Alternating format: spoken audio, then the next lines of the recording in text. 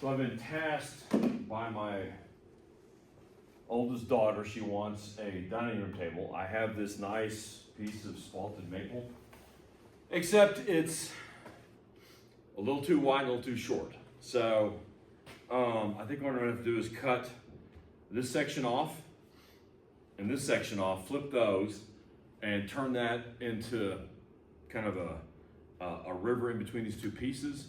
And then the center section, I'm gonna have to do something with on the end and have the river kind of be a Y. So it'll go on one side and it'll split because I've got another piece at the end.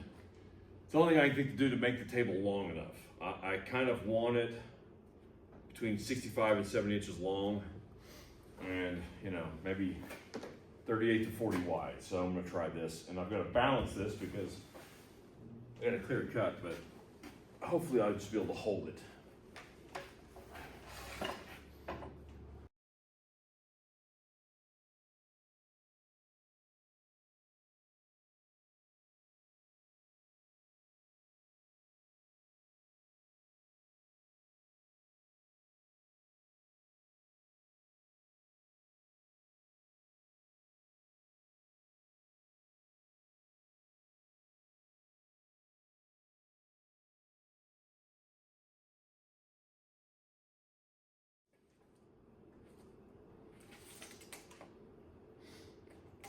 About 55 and a half.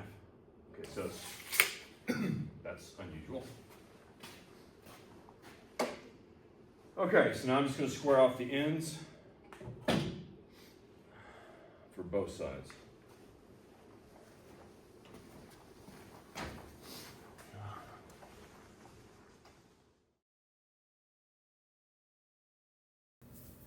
So what you don't see that is, even though I get done with this and it starts looking great, it's still too short. So I took a suggestion from my father. I bookended those two pieces you see there with some cutoffs, and you'll see later in the video it ended up looking really good.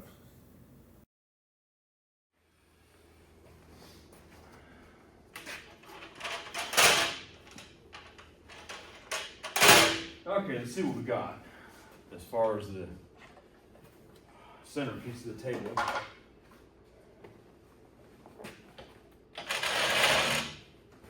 So, let's see. Something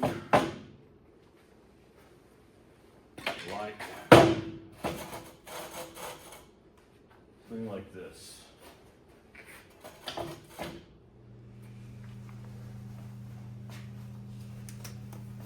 Okay, this is going to be my clamping setup.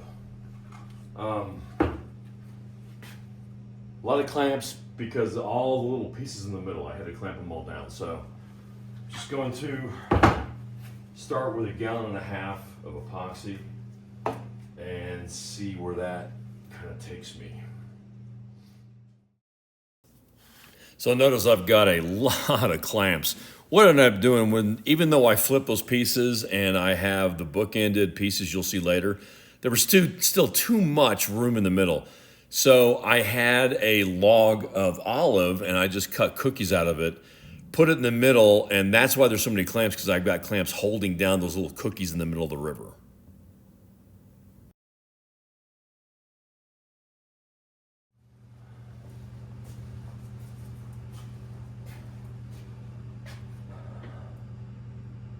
Okay, we'll let that sit and hopefully there's no leaks.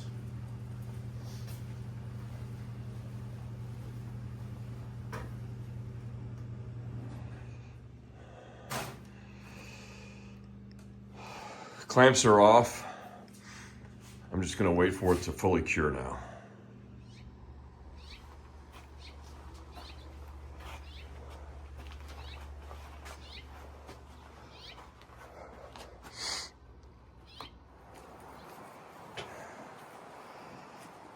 So no polish.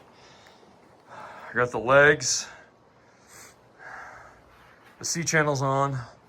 So now all I gotta do is sand, polish, and hard wax. Okay, I'm continuing with the table for my daughter. I haven't recorded most of this, mainly because I didn't think I was going to. I've got the legs on, I've got it sanded, flattened. I decided to kind of record at least part of it. This is for my daughter, so I want my grandkids to one day see where their table came from. And that it wasn't like, bought from gallery furniture. So I'm gonna actually polish the river. It's pretty scratch free. I've sanded it up to 800 grit on the river. I'm gonna use some 3N rubbing compound. And I'll do a couple passes with that. And then I'll use some 3N polishing compound to kind of get the river the way I want it. Once that's done, I'll move it into my other garage and I'll start my Osmo process. So that's kind of where I am. So we'll get this started.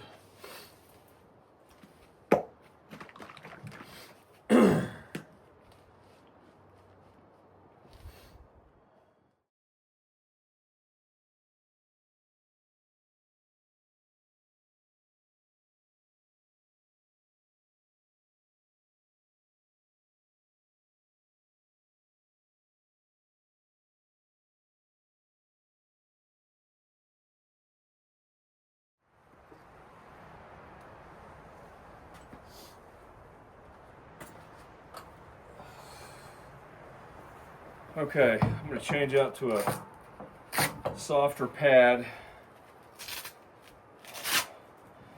for the polishing compound. And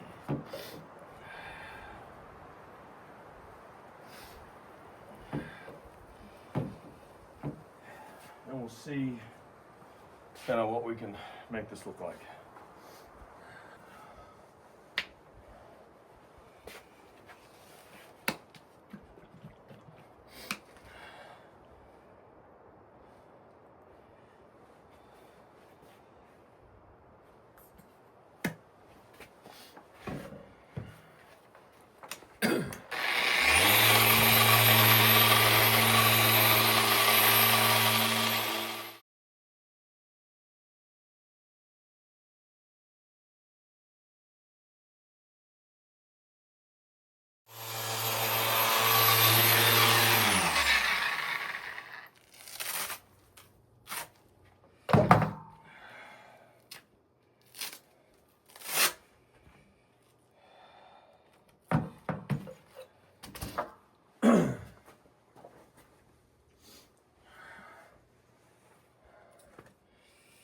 Now I'm just going to use a microfiber cloth to just get off the excess.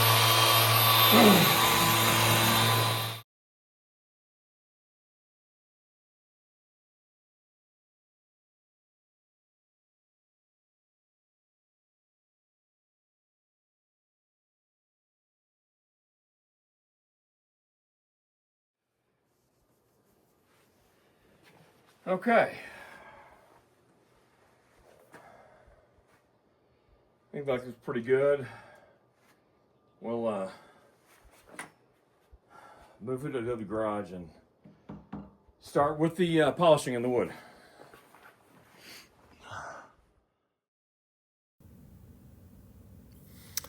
So here's the finished product, and as you can see, I also made benches with the table. So the benches turned out really good. They were from the same tree, same piece of wood.